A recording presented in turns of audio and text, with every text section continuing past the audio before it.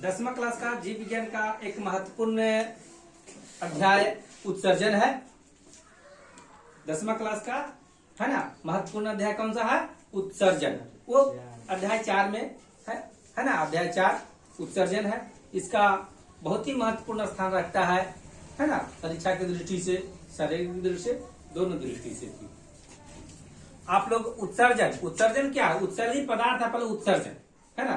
वैसे पदार्थ जो हमारे शरीर में मेटाबॉलिक एक्टिविटी के कारण बनता है, उपापचय क्रिया के द्वारा बनता है, और उसके फलस्वरूप जो अपशिष्ट पदार्थ बने और उसका जो निष्कासन हुआ, उसी को हम लोग क्या कहते हैं? उत्सर्जन कहते हैं। जीवों के शरीर में उपापचय क्रिया के फलस्वरूप है ना, उत्पन्न अपशिष्ट पदार्थ है ना, क्या कहलाते हैं? हाँ, उत्सर्जित पदार्थ कहलाते हैं, और उसका निष्कासन क्या कहलाता है? उत्सर्जन कहलाता है। देखिए, इसमें जल संतुलन बहुत ही, ऑस्मो रेगुलेशन जल का महत्वपूर्ण स्थान रखता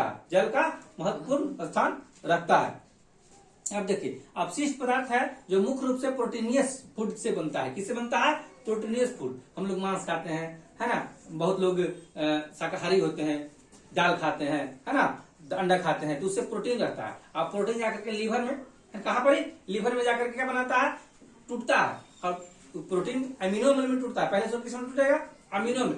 अमीनो अम्ल का विखंडन होने से भी अमोनिया बनेगा, यूरिया बनेगा और यूरिक एसिड बनेगा। जलीय पौधे में यूरिया, जलीय जीव में कहिए, जलीय जीव है जो कि अपशिष्ट पदार्थ अमोनिया के रूप में करेगा, और स्तनधारी और स्थलीय जंतु रहेगा जो है ना, वो यूरिया के रूप में, और उड़ने वाला मुख्य रूप से पक्षी वगैरह यूरिक एसिड के रूप में उत्सर्जित पदार्थ का करते हैं, बनाते हैं, और वो निष्कासन करते हैं।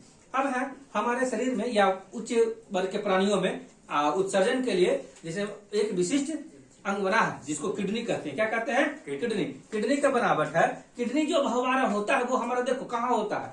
मनुष्य के शरीर में पिंजरा, ये जो देखते हो केज में 24 रीढ़ होता है, 12 रीढ़ इधर और 12 रीढ़ इधर, तो 10 रीढ़ रहता है जो जुटा हुआ रहता है, लेकिन दो रीढ़ रहता है जो फ्लोटिंग रीढ़ कहते हैं। क्या कहते हैं? फ्लोटिंग। उसी में किडनी रहता है पीछे में, है ना।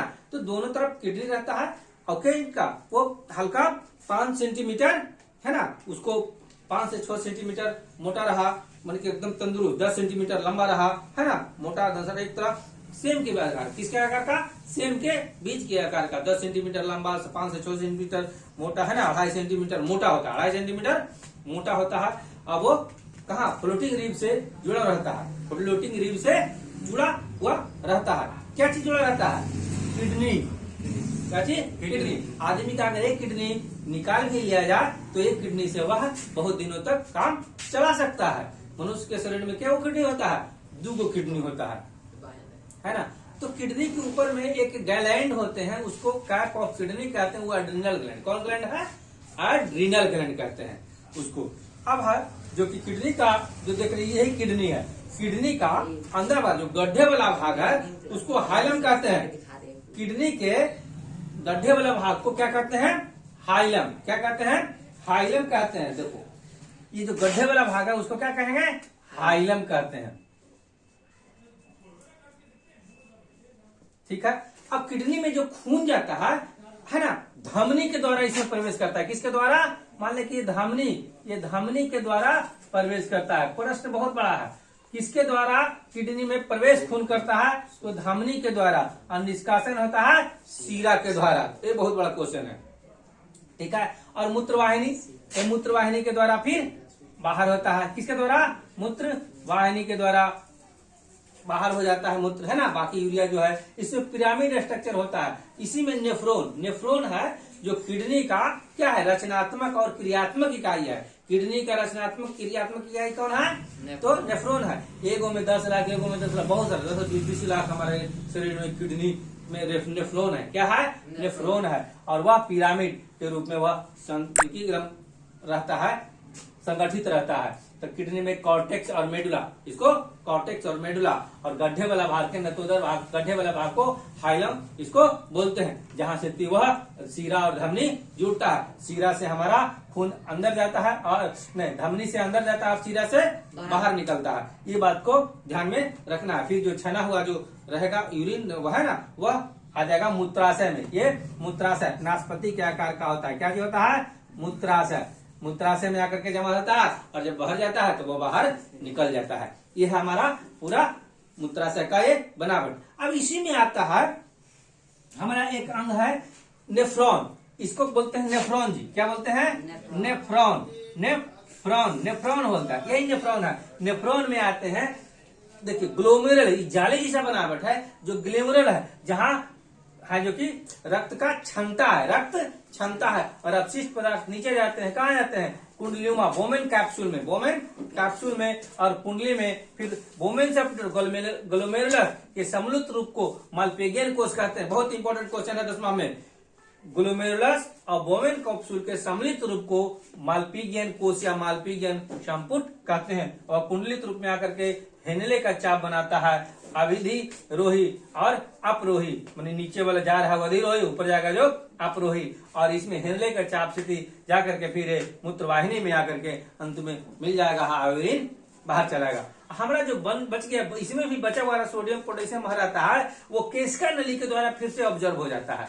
किसके द्वारा? केशिका नली के द्वारा फिर से ऑब्जर्व करके और अपवाही धमनी या में चला जाता है और वह फिर से वह धमनी में चला गया, धमनी शिरा में वह पहुंच गया फिर से। अब देखिए ये हमारा नेफ्रॉन। नेफ्रॉन का चित्र बहुत ही इंपॉर्टेंट है। नेफ्रॉन का चित्र में सबसे पहले खोजिएगा ग्लोमेरुलस, बोमेन संपुट, हेनले का चाप, मूत्रवाहिनी, अभी बाह्य धमनी, अपवाही धमनी। इतना बात अगर आप लोग ध्यान में रख लेते हैं तो आपको नेफ्रॉन का फिगर याद हो जाएगा और उत्सर्जन तंत्र याद हो जाएगा। अब देखिए किसी किसी आदमी का किडनी खराब हो गया। क्या हो गया?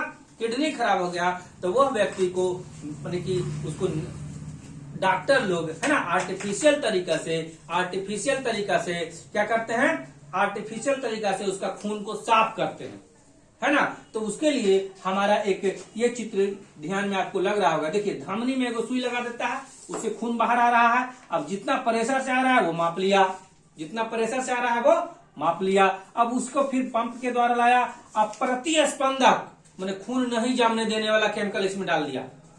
खून नहीं जमने देने वाला प्रतिस्पंदक डाल करके, ताकि खून नहीं जमे। अब जम जाएगा तो गड़बड़ न हो जाएगा। तो अब फिर जाकर के डायलाइजर में, डायलाइजर वैसा चिन्ह है जिसमें से यूरिक माने यूरिक एसिड माने अमोनिया वाले पदार्थ को अब शोषित कर लेता है और सिर्फ ब्लड को रहने देता है। अब शोषित हो गया, अब यह शुद्ध हो गया, रिफाइन हो गया। फिर से वहां वायुदाब के माप कर करके और जिस वायुदाब से हमारे शरीर का निष्कासन हुआ है उसी वायुदाब पर फिर से शीरा के द्वारा हमारे शरीर में पहुंचा दिया जाता है। ये पूरे को पूरा जो पति हुआ डायलाइजर क्या कहलाएगा? हीमोडायलिसिस को बोलते हैं। हीमो मैंने खून, डायलिसिस मैंने उसका है ना क्रिया हुआ, हीमोडायलिसिस हुआ। अब देखिए पूरा जब संरचना उत्सर्जित पदार्थ में आएगा तो मुख्य रूप से आएगा किडनी। क्या आएगा? किडनी। किडनी के कौन कौन? गड्ढे वाला भाई को हाइलम, है ना। फिर कॉर्टेक्स, मेडुला, इसमें बांटते हैं। बीच में क्या हुआ? पिरामिड होता है। इसी में नेफ्रॉन होता है। नेफ्रॉन में ही खून को क्या होता है? खून और यूरिया छानने का काम करता है। ब्लड से यूरिया छानने का काम करता है तो नेफ्रॉन करता है। नेफ्रॉन में आया ग्लोमेरुलस, बोमेन संपुट, ग्लोमेरुलस और बोमेन संपुट के सम्मिलित रूप को मालपीगियन कहते हैं। फिर आता है कुंडलित नली के द्वारा आ गया और हेनले का चाप बनाता है, अधिरोही और अपरोही नीचे, है ना। और इसे जो कि मूत्रवाहिनी में फिर चला गया और इसमें भी बचा हुआ जो खून हुआ वो केशिका नली के द्वारा फिर से वह धमनी में चला जाता है। इस तरह आप नेफ्रॉन का चित्र हो गया, किडनी का चित्र हो गया, डायलिसिस का हो गया, हीमोडायलिसिस। इस तरह आप लोग इसमें हीमोडायलिसिस में प्रतिस्पंदक डालना बहुत जरूरी है जी। और जितना वायुदाब से आया उतना ही वायुदाब से आप खून को इसमें आप शरीर में द्वारे तो पूछेगा किसके द्वारा? तो धमनी से निकालते हैं और शीरा में प्रवेश करते हैं। ये बात को सबसे ज्यादा ध्यान रखना पड़ता है। अब इतना जानने के बाद में पादप में उत्सर्जन होता है, वो बात रंध्र के द्वारा होता है। किसके द्वारा होता है? बात रंध्र के द्वारा होता है। और वो जो गोंद निकलते हैं ना उसको लैटेक्स कहते हैं। चीड़ का पेड़, है ना, लैटेक्स, गाढ़े दूध को क्या कहते हैं? चीड़ का पेड़। गोंद के रूप में ये सब कैनिन, रेजिन, ये सब पादप का उत्सर्जित पदार्थ है जो मनुष्य को दवाई के रूप में भी यूज करता है, बहुत तरह का।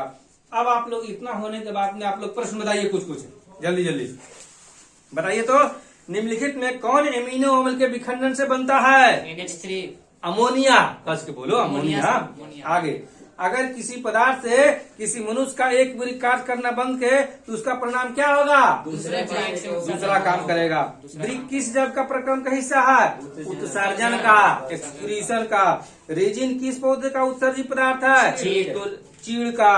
पादप अपशिष्ट संचित रहता है सब में पतिया में, छाल में, कोशिका के जाइलम में। आगे भरिए आप, एमिनो अम्ल के विखंडन से बनने वाला उत्सर्जित पदार्थ अमोनिया। यूरिया के बाद कौन सी? Uric acid. अमोनिया जलीय में, स्तन में, है ना, और यूरिया और उड़ने वाला में यूरिक एसिड, है ना, ये होगा। आगे नेफ्रॉन वृक्क का क्या है? रचनात्मक और क्रियात्मक इकाई है। गोंद एवं रेजिन विशेष रूप से पुराने किसमें बनते हैं? जाइलम में संचित रहते हैं। पौधे में जल का, है ना, निष्कासन किसके द्वारा होता है? बाष्प उत्सर्जन के द्वारा, है ना, स्टोमाटा के द्वारा होते हैं। इस तरह आप लोग उत्सर्जित पदार्थ बनने वाले अध्याय को अच्छी तरह से अध्ययन किए। रेप्टेलिया वर्ग के जंतु होते हैं। रेप्टेलिया मैंने रेंगने वाला। रेप्टेलिया वर्ग के जंतुओं में यूरिक एसिड क्या होता है? Uric acid. और उड़ने वाला में भी यूरिक अम्ल का होता है। अब देखिए यूरिया, तो यूरिया का जो बनावट है 90% होता है जल, है ना, ठोस 4%, यूरिया 2% और उसमें अन्य पदार्थ भी 2% होता है। फिर यूरिक एसिड में 2 मिलीग्राम, है ना, 2 से 3 मिलीग्राम रहता है ना, ये रहेंगे। फिर प्रतिदिन करीब 1.5 ग्राम से 2 ग्राम यूरिक अम्ल का मूत्र का उत्सर्जन होता है। अब देखिए मूत्र का जो रंग होता है पीला, वो यूरोक्रोम के कारण होता है। किसके कारण? यूरोक्रोम। ये याद रखना है, किसी कारण? यूरोक्रोम के द्वारा होता है। देखिए प्रत्येक वीर्य में 10 लाख नेफ्रॉन, क्या लाख? 10 लाख नेफ्रॉन। क्या है? क्रियात्मक और रचनात्मक इकाई है किसका? किडनी का सर, है ना। तो इस सब बात को ध्यान में, ग्लोमेरुलस, फिल्ट्रेशन, ट्यूबुलर पुनर्अवशोषण, देखो पुनर्अवशोषण हुआ ना यहाँ पर, पुनर्अवशोषण, इस सब बात को ध्यान में रखते हुए इसको 1-2 बार अगर ध्यान में पढ़िएगा तो सुनिएगा। अगर आप अच्छी तरह से सुन भी लेते हैं किताब को साथ में रख के 1-2 बार, तो आपको अच्छी तरह से उत्सर्जन, देखिए उत्सर्जन सिर्फ किडनी नहीं करता है, मनुष्य का जो त्वचा के द्वारा पसीना निकलता है ये भी उत्सर्जन का काम करता है। उत्सर्जन का काम नाक के द्वारा, आंख के द्वारा आंसू निकलता है, नाक के द्वारा जो मुसलेज निकलता है, कान, ये सब भी उत्सर्जित पदार्थ है। कान के द्वारा कन हुआ, तो उत्सर्जित पदार्थ बहुत है। लेकिन एक विशेष अंग है किडनी, वो आपको अध्ययन करना है अच्छी तरह से। उसमें जो अंगिका है, तो उसमें जो सम्मिलित अंग है ना, कॉर्टेक्स, मेडुला, है ना, ये सब को ध्यान में रखते हुए, है ना, आपको अध्ययन अच्छी तरह से करेंगे तो आपको आने वाले समय में अच्छे से करेंगे।